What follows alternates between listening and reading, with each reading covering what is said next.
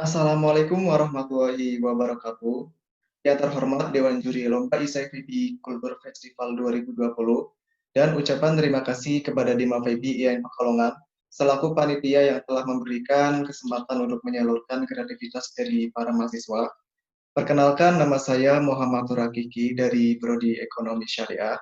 Kali ini saya akan mempresentasikan esai karya saya yang berjudul Menengok Efektivitas Kebijakan di Tengah Pandemi.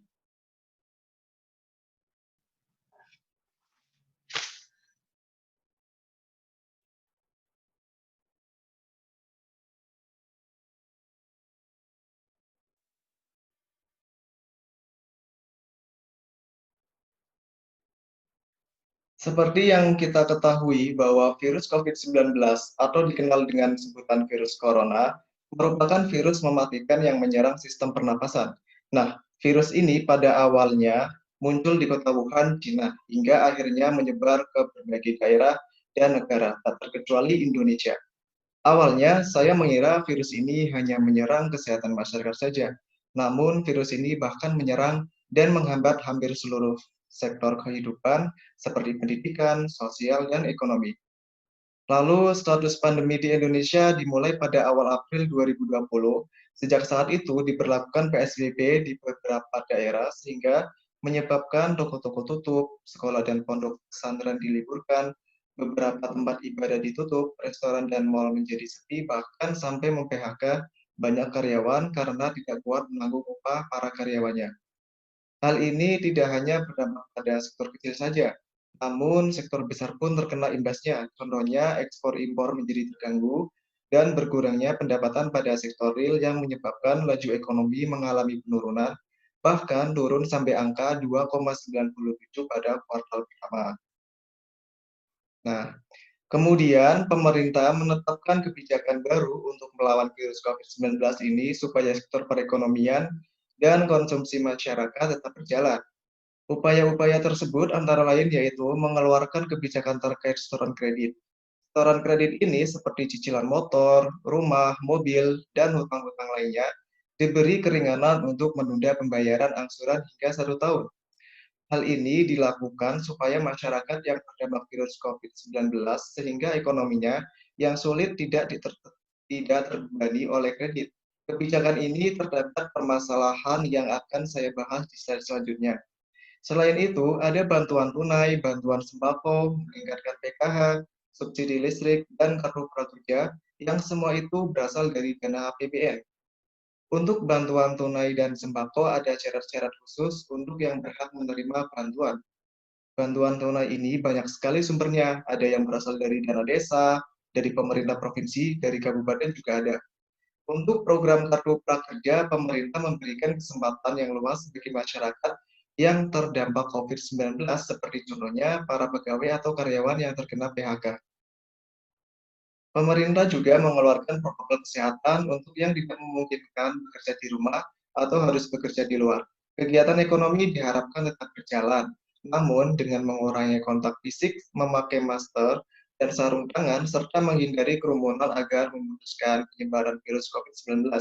Semua upaya tersebut dilakukan supaya perekonomian tetap jalan. Selain upaya dari pemerintah, masyarakat pun juga diharapkan melakukan upaya lainnya untuk menopang ekonominya, antara lain dengan bekerja dari rumah, berjualan online, mengembangkan ekonomi kreatif, dan lain-lainnya yang sekiranya tetap mematuhi aturan dan tidak membahayakan dirinya. Memang tidak semua orang memiliki pekerjaan yang dapat dikerjakan di rumah.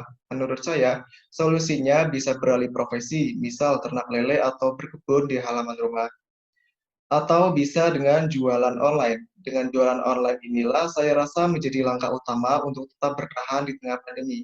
Lalu, ekonomi kreatif bisa juga dilakukan dengan menciptakan produk unik untuk dijual.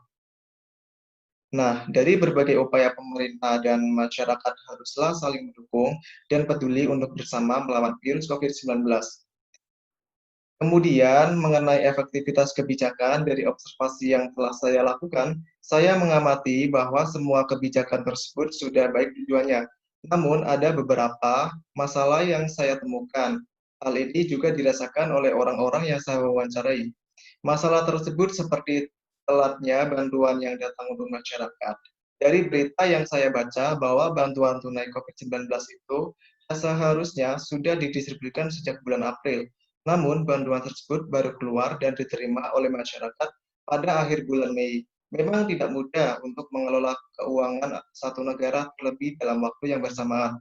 Akan tetapi, hal tersebut menurut saya juga harus diupayakan agar bantuan cepat tersampaikan pada waktu yang tepat dan serentak.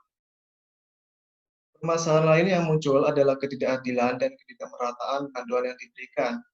Dari hasil wawancara dengan Pak RT dan dari beberapa sumber berita, ada beberapa ketidaksinkronan data pemerintah baik dari daerah maupun pusat yang memungkinkan untuk memperbesar peluang tepatan sasaran bantuan yang diberikan dan juga dapat terjadi tumpang tindih. Hal tersebut terjadi karena pemerintah masih menggunakan referensi data yang lama untuk menetapkan sasaran bantuan baik tunai dan non-tunai. Terlebih lagi, pendataan antara pusat dengan daerah kurang terorganisir sehingga terkesan tidak terkoordinasi satu sama lain. Hal ini dapat menimbulkan data yang berbeda, sehingga jika pemerintah pusat atau dari pemerintah provinsi memberikan bantuan, pihak desa atau kepala desa kurang menyetujui lantaran masih ada yang lebih layak untuk menerima bantuan itu. Dan jika melihat kondisi saat pandemi, sudah pasti jumlah pengangguran dan kemiskinan akan bertambah.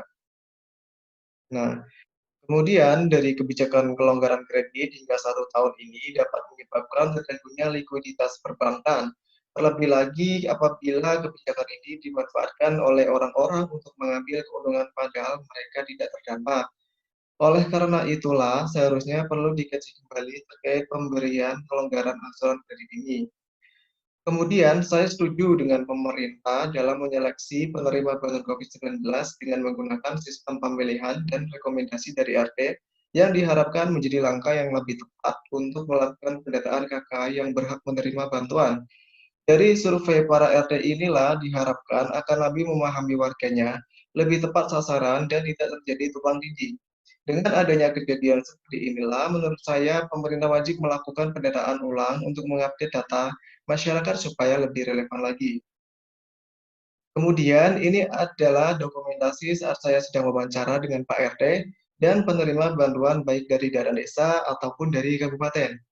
Sekian yang dapat saya sampaikan, kurang lebihnya mohon maaf dan terima kasih. Wassalamualaikum warahmatullahi wabarakatuh.